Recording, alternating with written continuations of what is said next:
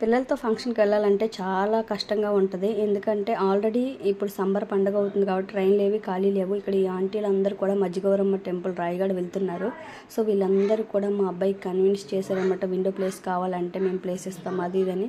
వాడు ఏకంగా ఈ విండో ప్లేసే కావాలని చెప్పేసి అన్నాడు. ఫైనల్గా ఏదోలా బొజ్జిగించి ఉంచామన్నమాట.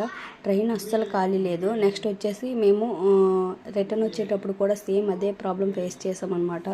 అస్సలు ట్రైన్ ఎక్కడానికి కూడా ఖాళీ లేదు. కానీ ఒక అంకుల్ ఆంటీ ఇచ్చారు. నేను ఫంక్షన్ గురించి కాకుండా యాక్చువల్గా నేను ఫంక్షన్లో మీట్ అయ్యే ఇంపార్టెంట్ పర్సన్స్ గురించి చెప్తాను.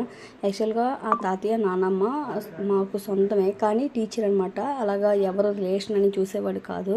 ఆ తాతయ్య అనమాట. ఆ నానమ్మ ఏడ్ చేసేదంటే మా చేత అన్ని పనులు చెంతబాట్లో ఒలిపించడం అప్పుడు అలాగే చేసేవాళ్ళు అనమాట. కానీ ఆ నానమ్మ నా తాతయ్య అన్న మాకు చాలా రెస్పెక్ట్ అనమాట. అప్పుడు గురువు టీచర్ కంటే చాలా రెస్పెక్ట్ ఇచ్చేవాళ్ళు.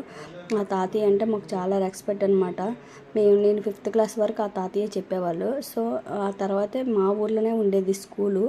కానీ 5th క్లాస్ తర్వాత వేరే ఊరు వెళ్ళేవాళ్ళం, పక్క ఊరు. సో ఆ నానమ్మకి హెల్త్ బాగాలేనప్పుడు కూడా మేము చూడలేకపోయాము.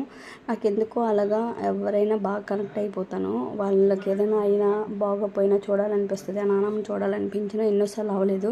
కరెక్ట్గా ఈ ఫంక్షన్కి వచ్చారనమాట. ఆ నానమ్మ మా ఇంటికి కూడా వచ్చారు.